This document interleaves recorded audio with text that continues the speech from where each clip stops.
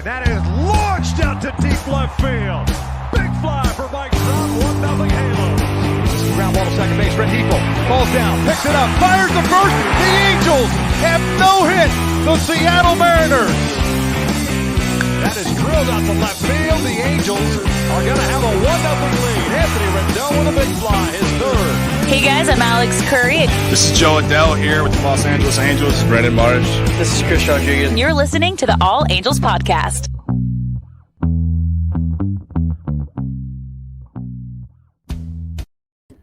And welcome to another edition of the All Angels Podcast. It's always better to do this after a sweep, I must say. Oh, how sweep it is. Exactly. That doesn't happen very not often, this year. Not this year. This year, the last few years. And so it almost didn't happen. But of course, we'll get to that in a second. I am joined with Chris, the Curator Johnson. There you go. And I'm, of course, Daniel Garcia. Kind of like I mentioned before, this sweep of the Detroit Tigers, yes, the Detroit Tigers are the Detroit Tigers, but for a team like the Angels who have been really struggling against these like lower teams, to get out of Detroit with a sweep, especially the way the Thursday game ended, definitely has the Angels fans at least a little excited. Yeah, and not only the sweep, but just the production from the future. Yeah, exactly. And those guys, the future guys, like you mentioned, played a huge part in this series. So let's get to it. Obviously, the first game Tuesday out in Detroit. Weird week coming up for the Angels. Obviously, the last podcast was Monday after the New York game, making up a game that was like literally a pit stop in New York. Get on a plane, go up to Cleveland, start Detroit. Now they're going to Cleveland tonight for the weekend. And then, by the way, Sunday they're going to be in Pennsylvania to do the Little League Classic or Little League World Series. We didn't get invited to the Field of Dreams game, but I'll take that Little League game. Yeah, it's kind of fun. It's cool. And then I'm sure if you follow us on Instagram or on Twitter, Halo_Haven, or any kind of Angel fan site, you've seen the jerseys, you've seen what they'll be wearing on that Sunday. So that's pretty cool. That's always a nice, easy extra revenue when you put a jersey out there. So like I mentioned, let's get to it on Tuesday. Bundy was on the mound. A guy that has been, hoping to get back in the rotation, hopefully, or even for him to at least get some money, because he is going to be a free agent after this year. So he does have plenty of incentive to get out there and perform well. But this game, Detroit, like I mentioned, is a young team. And in my eyes, they mirror the Angels a lot, especially after this series and kind of looking at, they have a lot of young starting pitchers that are, on their way up. They got a pretty good farm system. They got young guys that can contribute. They have an older veteran that's taking up a ton of money. So it in a lot of ways, it matches perfectly. So obviously the Angels would get up early in this game in the first inning with one of those young guys, like you mentioned. Brandon Marsh comes up with an RBI. 3-1, drives that ball into center, diving, and he won't get it. Ohtani around third, Walsh is into third, and Brandon Marsh with a sinking line drive.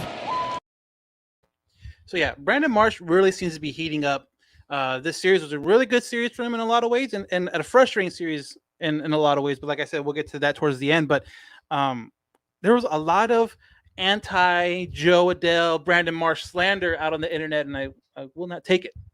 I don't understand why people think these prospects are going to come up and ball out in their first 20 at bats. It's not realistic. It's not realistic to expect guys to come up and perform at a high level right away. But it definitely does seem like both Joe, both Brandon, the pitchers coming up are showing promise. And I guess at this part of the season, that's exactly what you could ask for. Yeah, I'm not saying, the season's been conceded, but at this point, I guess let them play.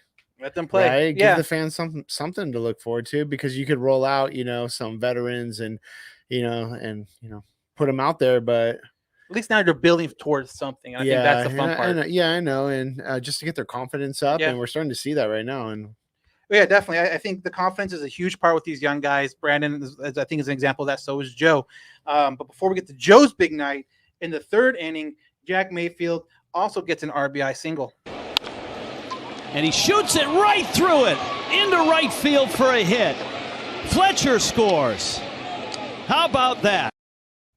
So Detroit would end up scoring 1 run in the bottom of the third and another run in the bottom of the fifth to tie it 2-2. And for the most part, that was it for Bundy. Bundy's went 4 2/3, 3 hits, 2 runs, 3 strikeouts. Not a terrible outing. bad. It's not bad. No, you're right. It's not bad. Anytime you give up 3 hits, you got to be pretty happy with that. Right, But just 2 earned runs. 2 earned runs, 3 strikeouts. Yeah, So a little lower than you want, but right, and you kind of want him to get deeper into games. But like I said, I guess you could get what you can get. They're still kind of seems like they're messing with his arm slot, his arm angle. Shortened it up. Someone asked, like we had that question before, is it legit? Well, it looks legit against bad teams, and it doesn't look legit against good teams. So again, it's like one of those constant things where we'll just keep on finding they're out. all major leaguers. Yeah, It's exactly. legit. Well, yeah, that's true too. So like I mentioned, Bundy leaves in the 5th inning. Austin Warren, another one of these young guys coming up and really doing really well, comes in, goes an inning and a third. So he gets out of the 5th, goes the whole 6th, only gives him 3 hits, walks 1, strikes out 1. Really good, first, I think he's around 7-8 games so far this year for a guy that, the top 30 prospects came out today, or they redid it, MLB Pipeline did. But you go back to a couple weeks ago, or even before he got brought up, he wasn't on that list. Yeah, he even cracked the top 100, bro. Oh, in the top 30. I mean, yeah. the top 100's hard for a lot of players, but top 30 for a team. Yeah. So, I mean, it just kind of shows that if there's a name out there that we're not familiar with as fans, doesn't mean they don't have some kind of a purpose or can't contribute in a really productive way. Yeah, we're in love with the top prospects. Which you We're loving understand. the top 2 prospects. Beyond that, we lose interest. We want those guys to succeed. But yeah, some of these guys deeper in the draft, and another one is Walsh. Yeah. And see what Yeah, exactly. So, and relievers aren't going to get a ton of love when it comes to prospect lists, Yeah. So What's his nickname, man? Iceman or something. He threw out that thing today with Dude, ice in his veins. He just does not seem to flinch at No, all. he goes out there and he just feels like he's nothing's done this too big. before. Yeah, nothing's too big for him. Again, a guy and I feel like Joe, it has a ton of confidence in him. Now, and then you talk about Joe, and like I mentioned, it was tied 2-2 all the way to that 9th inning, where Joe Adele comes up with the bases loaded and does this. 1-1. Adele, left field. That ball's deep. That ball's gone. Grand slam. The kid did it. And the Angels grab the lead. Say it is so. Joe Adele. Grand slam. Given the opportunity. So given the opportunity is a very good way of putting it, that Gooby said right there. There was conversation coming into that situation where why not pitch hit Upton or pitch hit someone off the bench? But no, he went with Joe. I believe that was Joe's only hit of the game. As I look at it, yeah. Before that, he was 0 for 4 with 1 strikeout, but Madden kept Joe there, didn't pitch hit, didn't try to do anything different, and it really paid off with a grand slam. Okay, so he pulls him. Right. Upton goes up there. He rolls over. He strikes out. Whatever. Yeah. Joe's confidence is crushed because you don't believe in me. You took me out, and then you had the opportunity to do that. And true confession right here, that I was watching the game. Right. I went into the kitchen. You missed it Because a few days before it was 2-1, stuck around. They lost to the Yankees. I'm like, whatever. I go back out, and it's 6-2. Yeah. 6-2, 7-2. I'm like, what happened? I'm like, I gotta rewind that. Dude, mammoth blast. Like the way he hit it, it was just like, you gotta love the passion too. Yeah, he knew it right away. He knew it off the bat. The bat flip, the yelling at, and actually too, if you listen to the clip, you can actually hear a live mic moment where he kind of said, "Let's effing go." Do we got that audio right now? Yeah, I mean, we just played it. You can go back and hear it. Watch, I'm gonna play it right now. Right after, you can kind of hear it a little bit. Let's see. 1-1. Adele, left field. That ball's deep. Did you hear it? No. Okay, listen to it again one more time and listen closely right after the bat. 1-1. Adele, left field. That ball's deep. That ball's So like I said, gotta love the passion, gotta love his enthusiasm.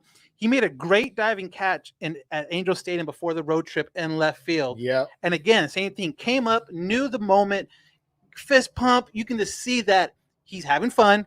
He's excited. The fans are giving him energy. And that's something he said when he came back up this year, was that the fans' energy is something totally different. And you hear that from guys. Some guys are just guys no matter what. Like, it doesn't matter to them. But there's some guys that do draw on that. And it seems like Joe, between that and just getting confidence, he is really just a different player this year offensively, and thank God defensively as well. Yeah, playing AAA ball too. I know you probably already talked about that at some point, but getting those reps at AAA and playing against a different team, not your own team, right? There's a lot than playing simulation games versus real stuff. Definitely. So game speed stuff. So that's been huge for him.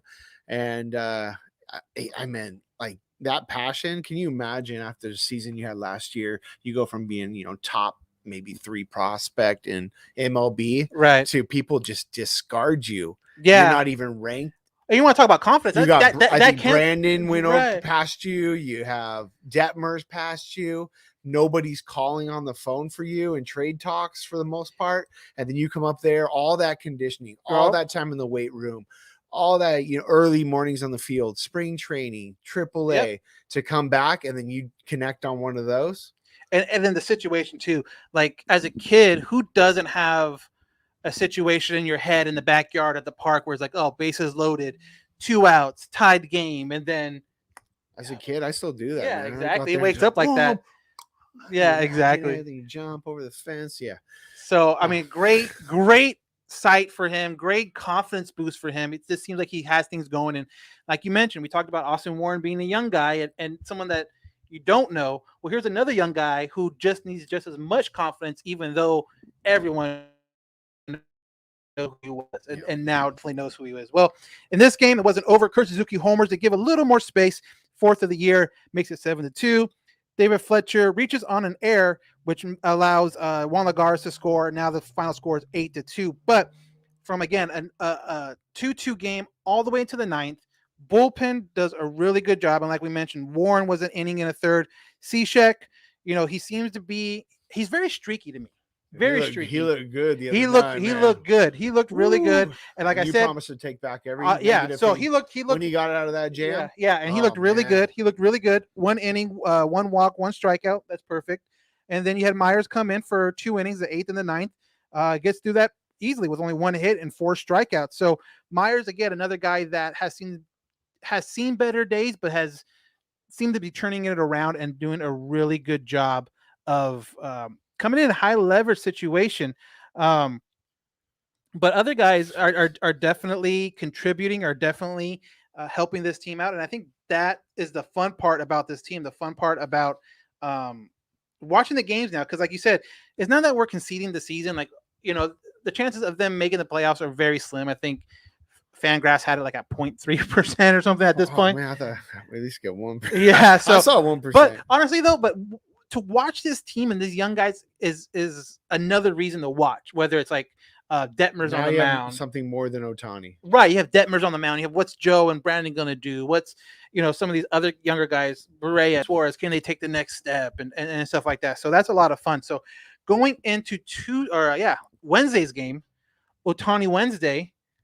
Huge talk about obviously Ohtani in the MVP race. What is he going to do? Can he get you some innings now? Like what, it's always how far and how long could Ohtani go while he's doing both, while he's hitting and pitching. And that's exactly what happened in this game as far as batting leadoff and pitching in the game. So Angels were up early off of this Justin Upton home run. Best pitch in baseball. Still a well-located fastball. There's one that missed with location. And J-Up sends it out of here. 2-0 Halos. It was a 4-seam fastball, Matt. 95-mile-an-hour fastball. And J-Up goes Uptown Funk. Cause Uptown Funk don't give it to you. Cause Uptown Funk don't give it to you. Cause Uptown Funk don't give it to you.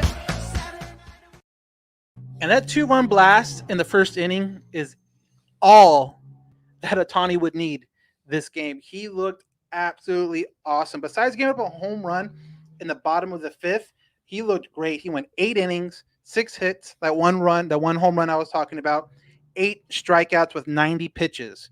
Whoa. Great outing by Ohtani. There have been some outings where he's like 70 pitches, like little over 3 innings pitched. So yeah. And this has been his big thing. This month of July for Ohtani has been absolutely crazy on the mound. I think he has an ERA below 2 in the month. His ERA right now for the season is 2.79, and after that huge, if you take away that huge blow up in New York, where he gave up 7 without even getting out of the first inning, where people are like, oh, well, he might be tired. This might be the it for the season. It was a good story, but maybe he needs to concentrate on one thing or another. He's come back and just pitched really, really well. Yeah, and then like I heard something like his road ERA is around. It's high. Like 5 or higher, 5. yeah. But if you take away that New York start, you're looking at like everything 250. Yeah, 250. That's big. That's huge. Yeah, I mean that New York start, he didn't get out of the inning. I don't think he got. I don't even know if he got an out. I think he went 2/3. Yeah, I think he might went 2/3. Went 1 out, 2 outs, and it just like it's like an infinite ERA for that start. Basically, it's insane. So outside of that, yeah. So Ohtani again.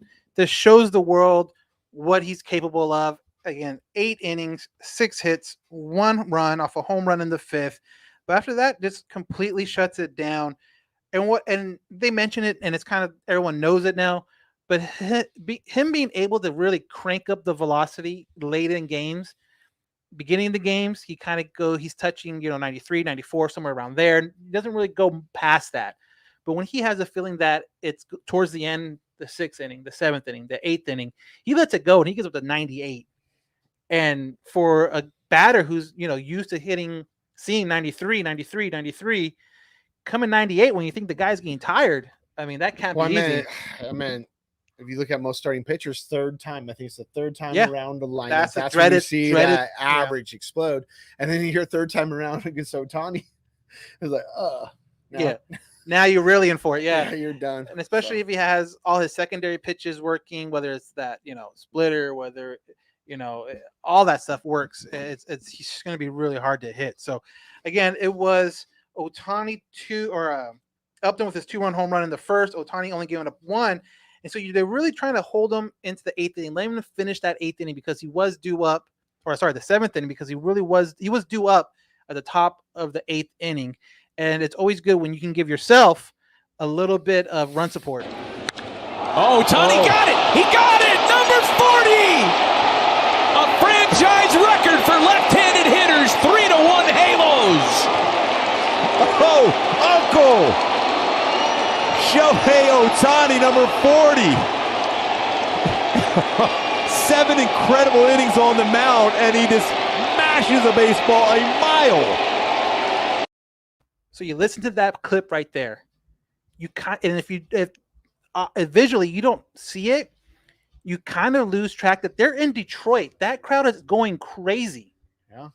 And it wasn't like it was a blowout game. They got nothing to play for. No, at that point it was still a 2-1 game. They're rooting for Ohtani to go deep, basically. And that place goes crazy. And it's super packed because they're waiting for Cabrera's 500, right? Or else on a Wednesday in Detroit, you might not get that big of a crowd. A small crowd, and they were loving it. They're feeling it, and I mean, you just got to be like happy for like the game of baseball. History. You're witnessing history. You got to understand that moment. Yeah, 40.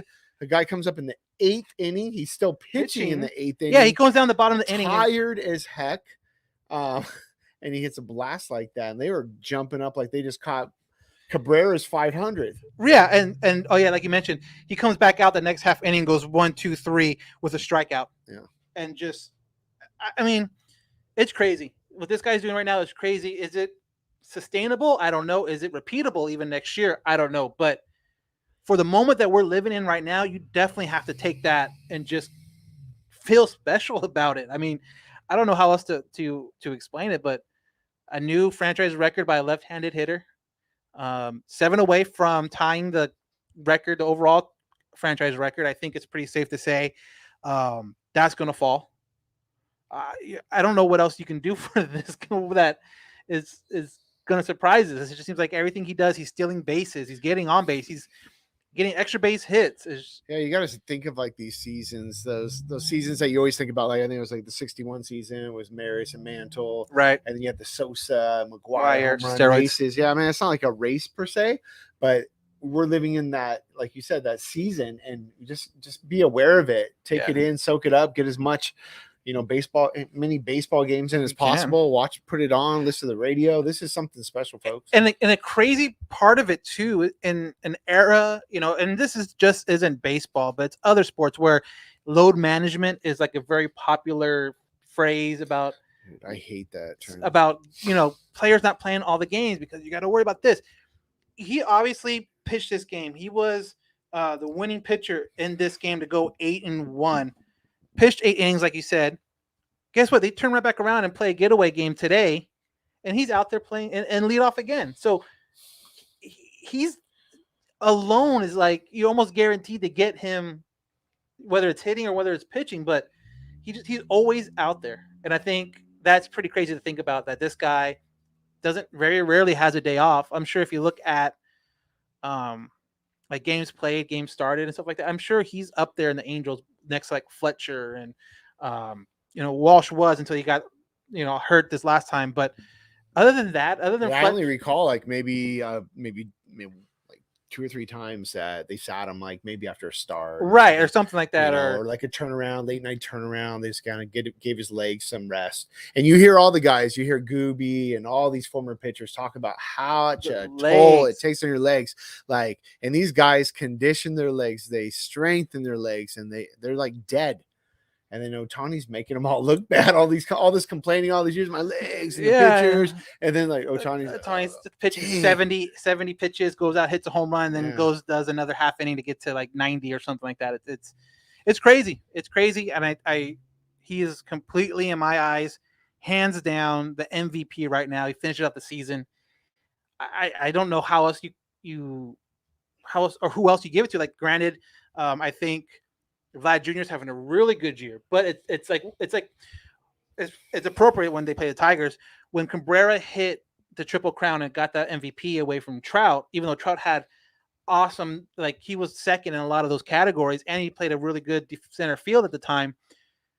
It just sucked that for Trout at that time that something historical was happening at the same season, and it's almost the same thing with Vlad Jr. That's the only thing with Vlad Jr. If Vlad Jr. gets Triple Crown, that's the only way he will. Even then, I don't know. Because last time you seen a Triple Crown was what? Cabrera, what was that, like 5-6 years ago? Yeah. When's the last time you seen a player do what Ohtani's doing? Yeah. Never. So you want to talk about historical, comparisons. This one's way further back, but that's going to be really fun to see. So Angels get 2 games. They go into the afternoon game today on Thursday, looking for that sweep, looking for, again, to get above 500. Angels are constantly. I think they said 27 times at 500 this season. So they're always around 500. So this game, unfortunate news. We found out on Wednesday about Patrick Sandoval going on the IL.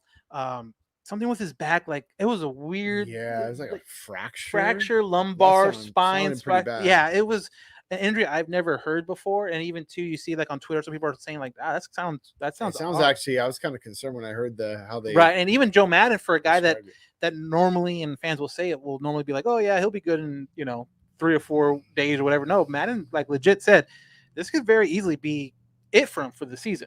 Patrick. Oh yeah, I think he's done for the season for sure. And if there's any kind of soreness or anything, a risk of like re-injuring it, I think you shut him down, because Patrick, I think, has definitely done enough to earn a spot next year, unless something crazy happens in spring training where he just looks, not right. But from what he's done this year and taking the opportunity when Ohtani wasn't able to pitch and running with it, Sandoval has a starting spot next year regardless. Oh man, he's like he's your number 2. Yeah, I think he is right now. Yeah, I think he is right now, definitely. So with that, he was supposed to start today on Thursday, but because of the injury and going to IL, they gave it to Jose Quintana.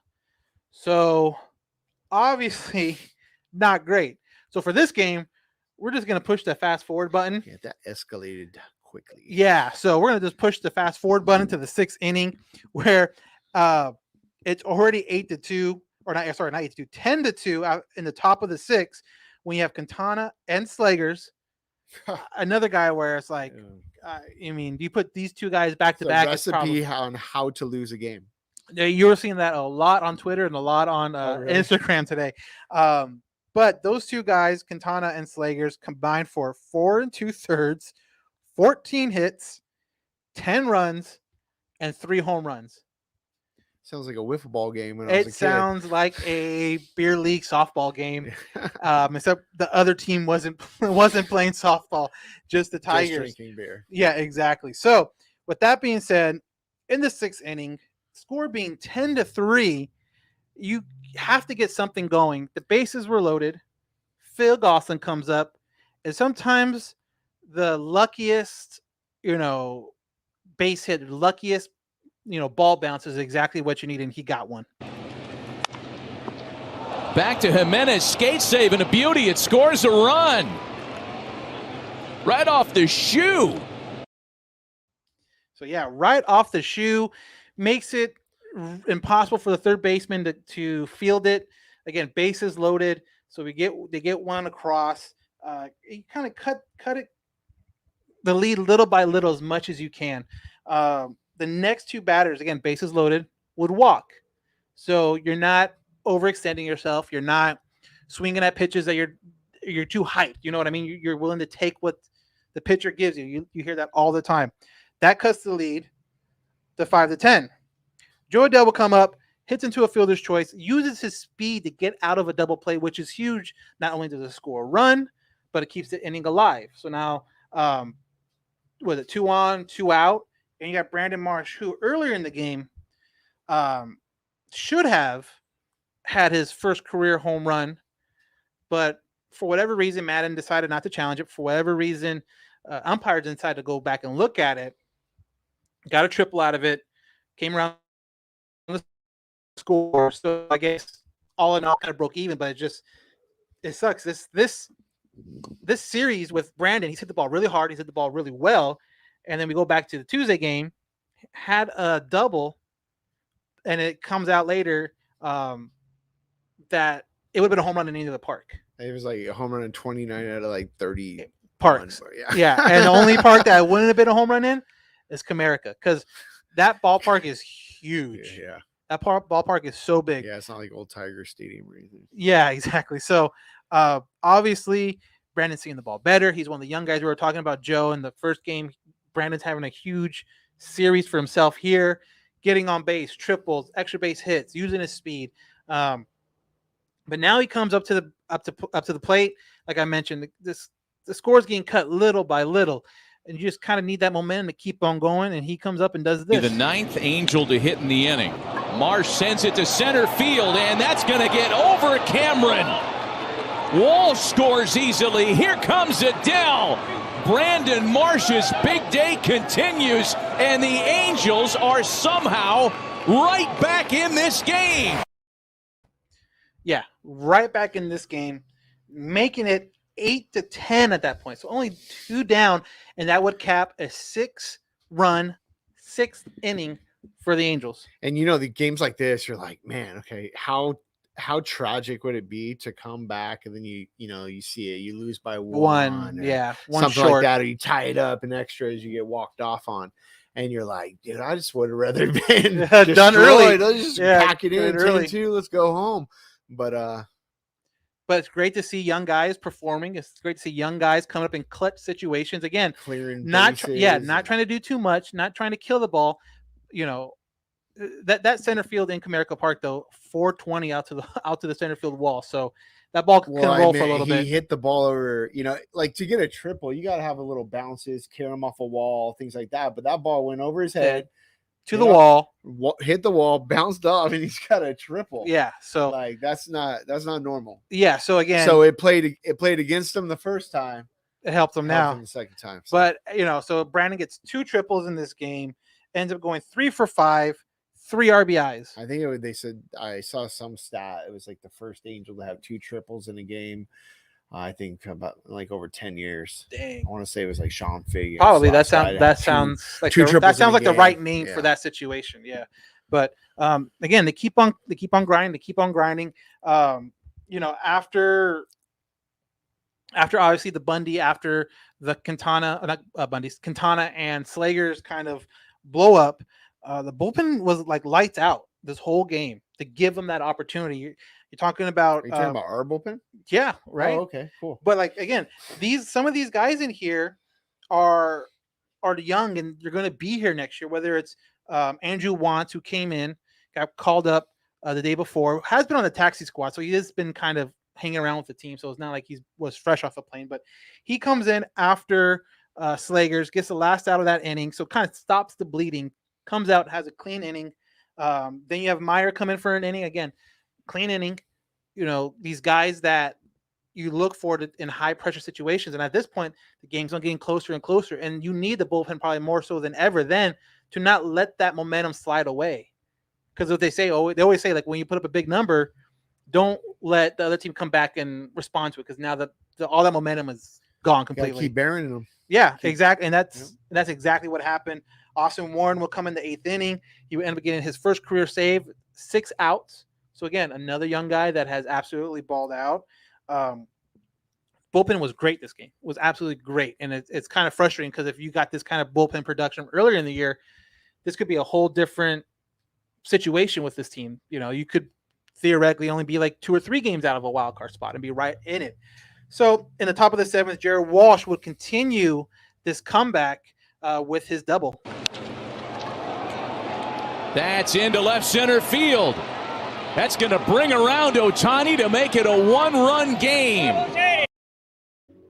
So 9-10, you're right back in it.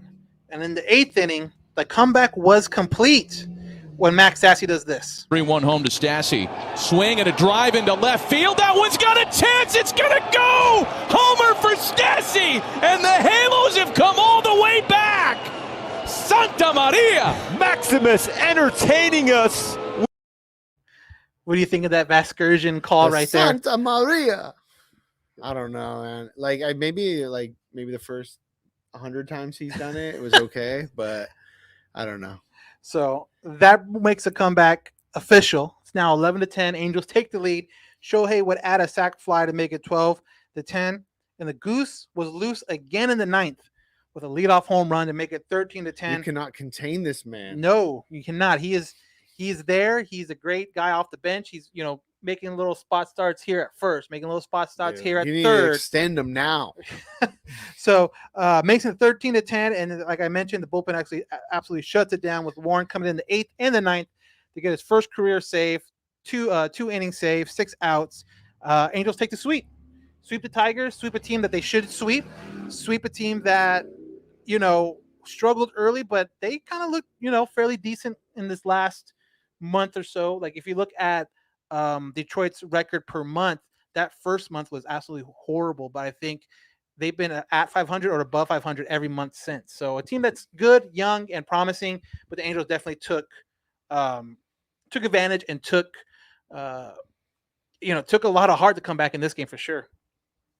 So three wins on the way to Cleveland. Like I mentioned before, they're going Friday, Saturday in Cleveland. Sunday is the Little League World Series Classic, or I'm not sure what the heck yeah. I'm excited for this. I don't know about you. Did you ever watch the Little League World Series? I watched it all the time, especially when I was like in high school or whatever age, and it always kind of matched perfectly with the end of summer. Mm-hmm. So you always had like the last couple weeks before school didn't start. First week of August. Yeah, Chris being the molder of the minds right now. Jeez Louise. Started. No, I loved it, especially when I was in Little League, just seeing people that were your age. And go out to Western Regional, which we're close to, and San Bernardino. So you're seeing these teams. The West champion always came out of Southern California. Always. And it came out again, Southern California. Well, there's 2. There's 2. Yeah. There's 2. They divided it now. Yeah, because no international this year. But still, Torrance Little League is one. the West, the runner-up, I believe it's from Hawaii. They're also going to Hawaii always has a solid team going to Williamsport. Port. So yeah, looking at that jersey we talked about earlier, that you always have that new different color jersey Scheme to kinda deal, yeah. West or whatever.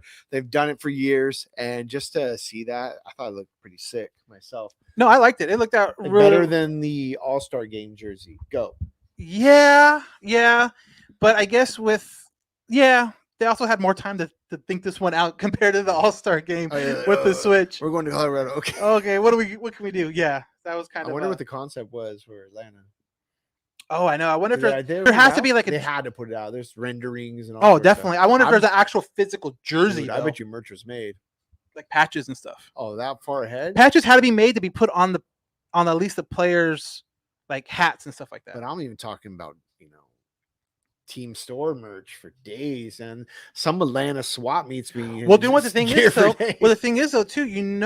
Atlanta was wearing on their uniforms All-Star patch. the All-Star patch, and then like the day of the news coming out where it got moved to Colorado, they just put like tape.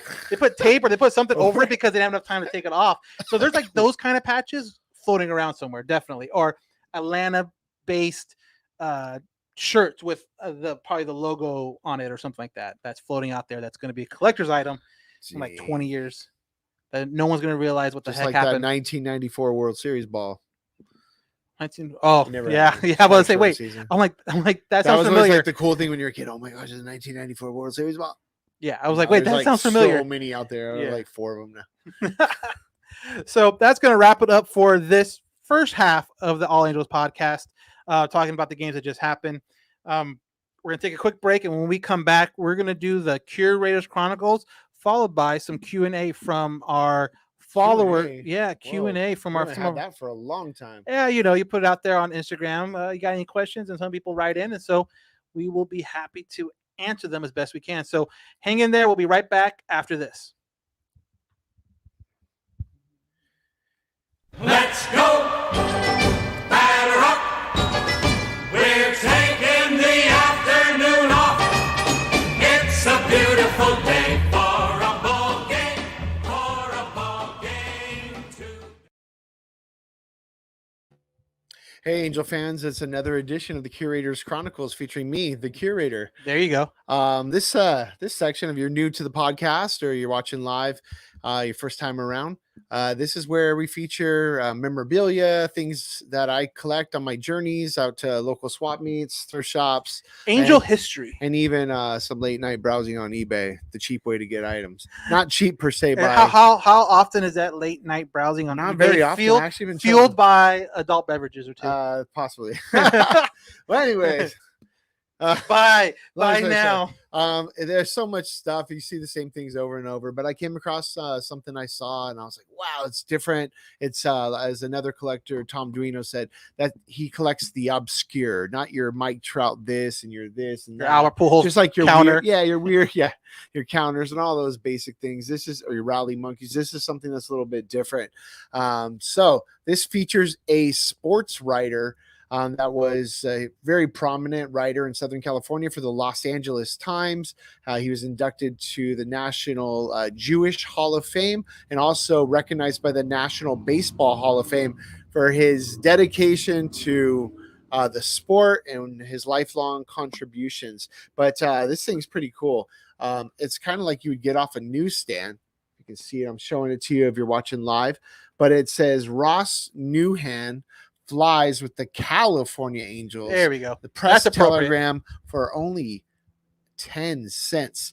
10 cents, very 60-ish, 60s. It has kind of like that mid-modern century. So I'm thinking with the California reference, this is probably late 60s. It's my best guess. He started writing in 61, retired in 2004. And he actually wrote a book about the history of the Angels as well. And it has the Angels with the periwinkle kind of uniform on the front. And he actually, I was looking it up, he actually lives in Corona, California, which is only hop, skip, and a jump from here. stone's throw away from where we're at right now. So looking to maybe connect with him, maybe get a soundbite, small interview, get it signed. But I thought it's kind of cool because emerges California Angels with actually a writer. So I guess if you almost think like an early beat writer, yeah. And like, I mean, you're not seeing beat writer guys, with the team now with, some ad space or things on a newsstand, even though Rhett Bollinger would probably love that, man. That'd be pretty rad. But Jeff Fletcher, Sam Blum, imagine that. That'd be awesome. So this thing's in pretty good condition. Just thinking about somebody probably just took it off and stored it away, and here it is. But and like you mentioned too, it's probably like late 60s, early 70s or whatever. And you would think at that time, nobody's collecting really. Well, no, I'm saying like his stories, like. He probably has stories about players because at the time, guys didn't have to worry about social media or everyone have a camera. Like, where they can go out and just like they go out for a beer and let loose. Hey, dude, tell me tell me what. Yeah, let loose. What's Mickey Mantle like? Or just, hey, I heard you guys got to find the clubhouse. What was that about? And just kind of letting it all hang out and just like not having to worry about all the stuff like the athletes today have to worry about, whether it's like going out in public and being seen in a or not great situation, or getting 5-year restraining orders, allegedly. Yeah. Supposedly. So, no, but that's something like for someone like that, I would love to hear stories about that. Yeah, and just he's getting up there. He's in his late 80s, but just the stories this guy, not just Angels, like anything. Oh yeah, guys that come in Southern California sports lore, right? Yeah, I mean that'd be so I'm gonna work on that. I'm putting it on my vision board right now. I'm committing to it, so you guys can follow up on that one. But Ross Newhan, and I'm sure a lot of you Angels fans actually have his book, and probably didn't even connect the name. I didn't really connect it until right before the podcast. What's the book called? Do you know off the top of your head? It's just a history of the Anaheim Angels. And okay, still calling them the Anaheim Angels at that time, so it's a little bit older. I'm about to say a little bit older, definitely. All right, so that's going to wrap it up for this edition of the Curators Chronicles. Let's go! Batter up! We're taking the afternoon off. It's a beautiful day for a ball game, too. So like I mentioned, we're going to now answer questions that we got from our Instagram story that I put out yesterday. You can follow us on Instagram at Halo_Haven if you're not already. Also on Twitter at Halo_Haven. YouTube page is All Angels Podcast. There you can go back and look at some of the older interviews, older podcasts. Once the season's over and these guys are starting to get a little more freed up for time, we'll start kind of doing the more interviews, more Zoom type interviews with these guys. Hopefully, if they're local, meet face to face kind of stuff. But that's definitely something to look forward to down the road once the season's over. So definitely make sure you subscribe to those things now so you don't miss anything. So, like I mentioned, these are questions that we asked for, and some people wrote into us on our Instagram Live. So we'll go to the first one from Angels Top Plays, friend of the podcast, had him on a couple of times. Is Shohei Ohtani a legit contender for Cy Young? Chris. I'm very ignorant to the fact of who actually has the most wins in the American League right now. Well, wins. I mean, if you want to look at ERA wins. Bassett, Chris Bassett out of the Athletics, and hopefully he's able to come back at some point this year. He got hit really hard earlier this week with a line drive, so hopefully he's able to come back at some point this year. Good news is, from what I heard, that it's not vision impairing. That's always kind of thing with pitchers. There's fractures, though. Right. So he leads the league right now in wins with 12, the American League, and Garrett Cole's right behind him with 11. And Ohtani at 10? Ohtani, I believe, got his 10th one as I am looking it up. No, I don't think so. Let's see. 10-1. I thought so too, but I don't see him on the leaderboard. No, he is 8. He has 8 wins. 8-1. 8-1. But the thing about this too, you have to look at with innings, I think is more, especially for Cy Young, you can't take into account his batting, obviously. It's a pitching award. So you kind of have to win it on his pitching merit alone. He only has about 100 innings pitched, which I think, 100 innings on the dot pitched after this last outing. Chris Bassett leads the American League with 151 innings.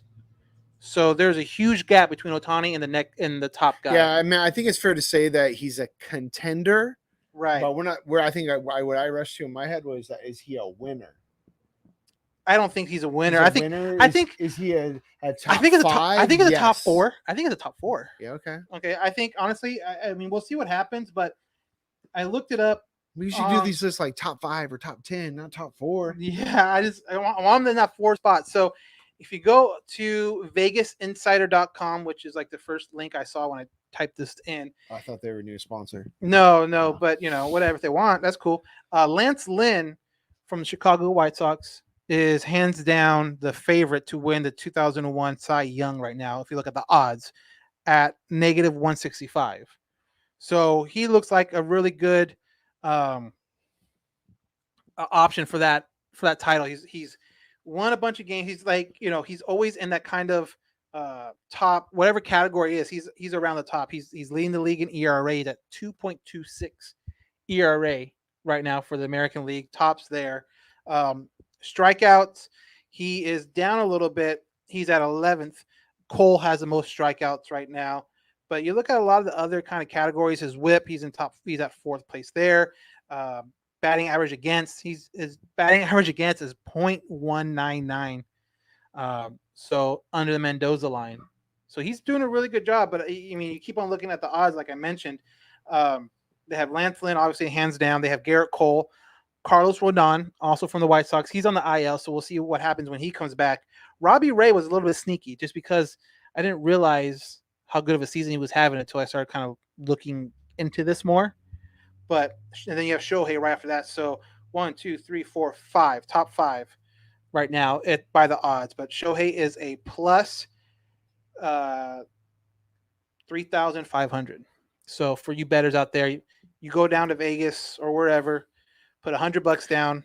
Yeah. If he wins, don't bet against Shohei. There you go.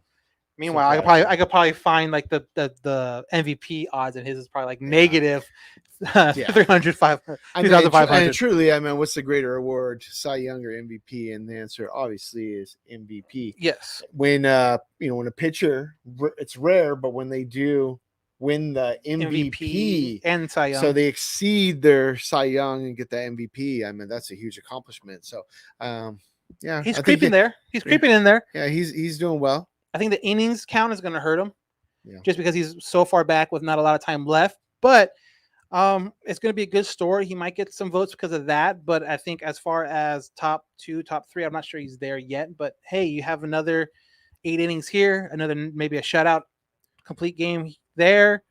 Like say he throws a no or something. Oh, that'd be crazy. That would shoot him up. A no, if you have that, then you have like 4 less wins. Like that won't matter. I think the biggest thing that's going to affect him is just the innings out there. He's not out there nearly as much as some of these other guys that are just as good numbers wise everywhere else, but they're out there more. I think that's the only thing that's going to hurt him with the Cy Young. But like I mentioned, MVP, I think that's a slam dunk. I don't know how you. Yeah, unless he has just some microscopic ERA innings, aren't right up there, and you have just a ton of strikeouts, and they're kind of hovering where everyone else is. But nah, it's all right. He can't win everything. No, but I mean, it's a great story. It's the fact that you have a guy like him even in the conversation, which I think, like I said, I think he is in the conversation for sure. Next question: do you give credit to Billy Epler for the prospects playing well or Perry's development staff, which I think is a very good question.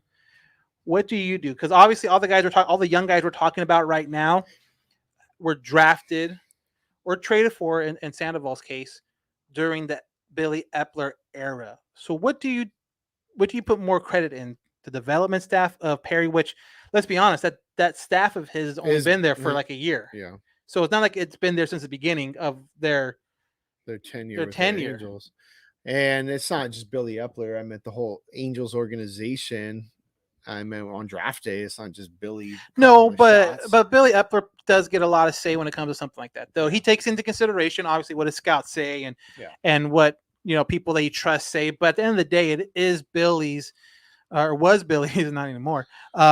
Call to who they draft. The same thing with Perry, who they draft and stuff like that, I believe is really his call. Now, free agents, on the other hand, obviously that has a lot to do with the owner, and we can get that another time. I think the question is like for the prospects playing well. Right.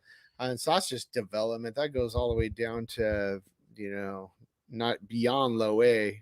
rookie league all the way up. There's this cast of coaches and characters. You're right, but too, like seeing talent, finding talent. You give me the best development staff out there. I'm not gonna be able to do shit. Yeah, you can give that to Billy a little bit. Yeah, I think Billy's gonna be. We're gonna look back and see some of the guys that are gonna be all-stars or future all-stars, and we're gonna look back and think, man, Perry did a great job, and not realize that Billy Epler. Whether you love the plan of going high ceiling high school players or not, he definitely seems to hit on a couple of them for sure. Dude, I don't know. I wonder if every franchise, goes through this, but like all this GM, man, first people are up on GMs, right? It's the savior of the franchise. Oh my gosh, we got Perry in here. And then months in, Perry conference. Well, Perry, then, Dipoto, same thing. They're calling him Jedi forever. Oh, this guy's amazing.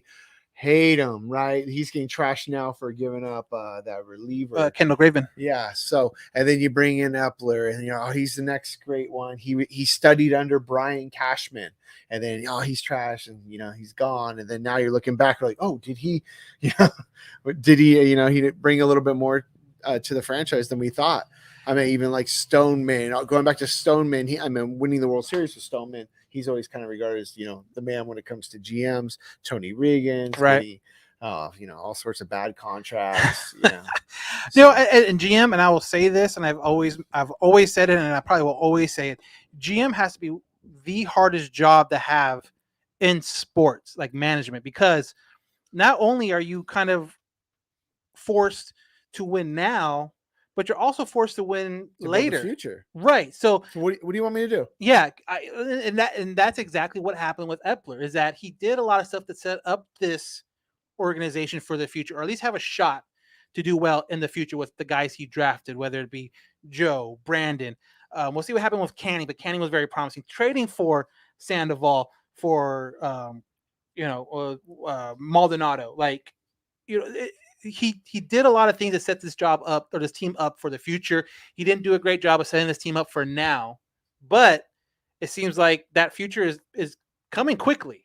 And I think, Perry has to win now, but he also, again, has to make sure that this is sustainable for 4 or 5 years, because as a GM, you got to do both. The manager, Joe Madden, he could just set up and be like, okay, I just got to make sure I can win today's game. He doesn't necessarily have to worry about next season, where Perry has to think 2 steps ahead or 2 seasons ahead. And you've seen that with the trade deadline. Then you got to walk up to an owner who's like Artie, billionaire, Artie. Yeah. And tell him, I want to get this guy. You're crazy. And Artie has a guy in his mind. He's got a Pujols, he's got a Rendon.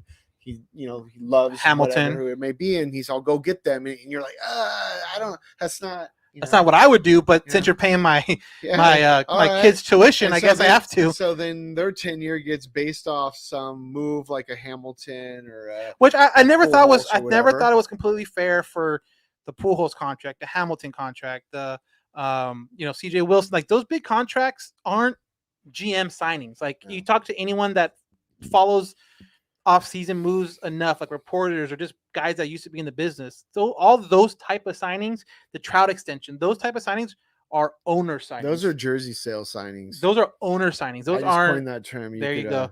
As he's wearing a Trout jersey for sure. It's actually a Guerrero jersey. Oh, Guerrero. Okay. There you go. I didn't see the front. I didn't see the back. 27.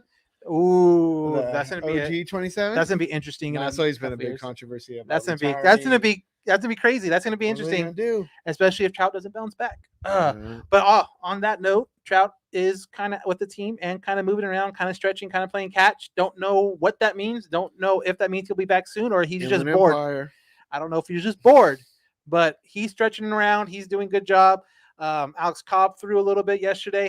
Today felt perfectly fine. Nothing was an issue at all. So maybe he goes on a rehab start. We'll see what happens with that. But Alex Cobb, another guy that who knows what will happen going forward in the future. So moving along a little bit, talking about Trout, talking about the young guys in the outfield. The next question we have, what's the ideal outfield next season? Where does Upton fit in? Not in the outfield. Is he a 4th outfielder? Is he a 4th? Yeah. You think they keep him as a 4th? I don't know. I don't know what you do with it.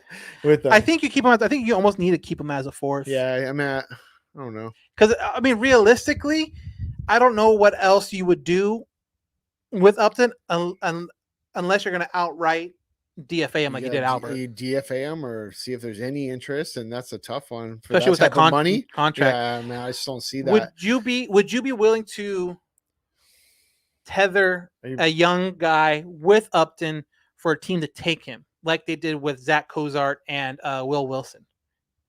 Yeah, you could do that, but I wouldn't want to lose that guy. Exactly. I would pay like 70% of his contract, send him out, get something in return. But I don't know. That's a tough one. I don't know where he fits in with these young guys continue to do what they're doing right now. You just gotta plug them in next year and roll with them. You have to go Trout, you have to go Marsh, you have to go Joe, especially if they finish off the season the way they're going right now. I think Upton is one of those guys off the bench where you're gonna have to you're gonna have to use them in certain situations, give guys days off, pitch hit. We'll see how. And again, the biggest question for me too right now is the Ohtani thing going on right now is great. So much fun watching it. It's so much fun seeing what he's doing both offensively and defensively. But going in the next season, how is his body going to respond? Again, this has never been done before, so we have no idea how his body's going to respond next year. Is it going to be the same? Is it going to be more tired? Is he going to need more time off? Like, his body's only going to get older at this point. Obviously, he's still fairly young. I think he's like 27. So it's not like he's super old, but at a certain point, you're going to want to maybe start taking that back a little bit. And if you need someone to DH while Ohtani pitches, you want to kind of slow that down a little bit. I think Upton fits into that spot real easily. Yeah. So that's pretty much the only option for him. Right. And then too, they had fielder, unless he learns first base. For Trout, mixing him at first. Well, he was taking grounders earlier this month. Okay. I haven't heard anything about it since.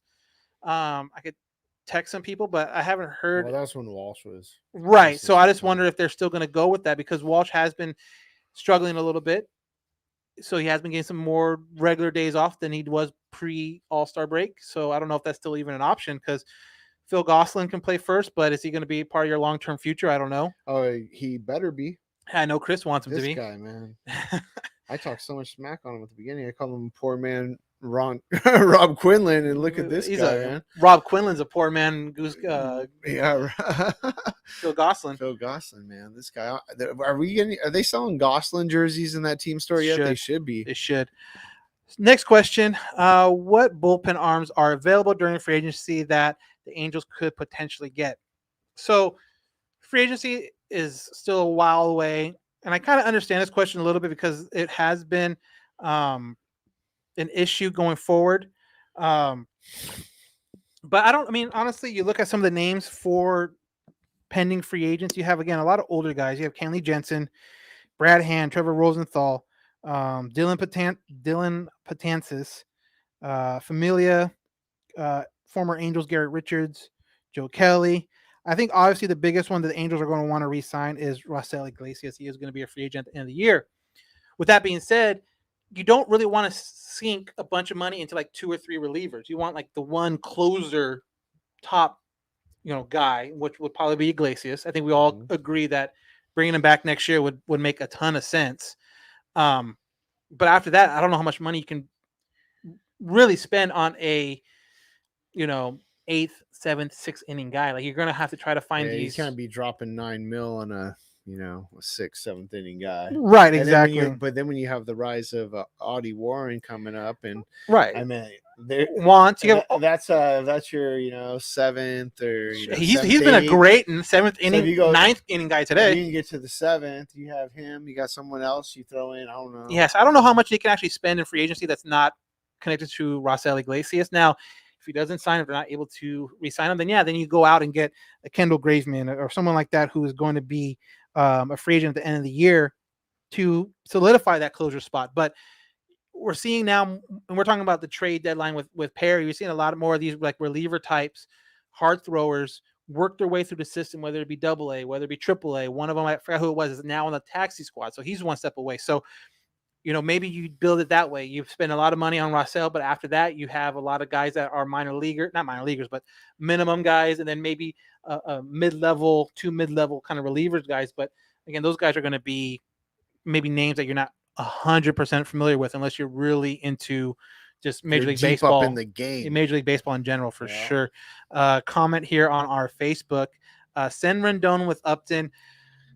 That is impossible because Rendon has a no trade clause. But hey, nobody wants to pick up that contract. On top of that contract. And now, I mean, when you got a guy like Jack Mayfield, Yeah, I'm exactly. ready to send Rendon out, man. Because he is, obviously Captain Jack. Look at those number splits. Yeah, for a 60-game season. That's right. For the most part. Last question. Do you think Ohtani start will come in San Diego or Camden Yards against the Orioles? Well, I think they meant to say against San Diego because that's next weekend. They have Cleveland this weekend, then they go to Baltimore for the beginning of next week, and then they come home to face San Diego. I think Camden Yards, just because it's like a week away, and even if they push him back a day, I think they'll still be technically in Camden Yards. So I honestly think it'll be Camden Yards. Let the other fans enjoy them and let them just totally take advantage. Let them totally take them Major League Baseball. Let them totally take advantage of another team that's not very good so far this year, for sure. But so that's going to wrap it up for the question part again. We'll probably end up doing that more and more, and especially too if say Chris can't make it for teaching responsibilities now that he's out here and his real job has started back up again. We'll do an Instagram live. I'll do an Instagram live. Always enjoy getting questions there. Always enjoy kind of interacting with the fans there. But we'll definitely ask for more and more questions. We really encourage to whatever question it is, put it out there. We'll answer it.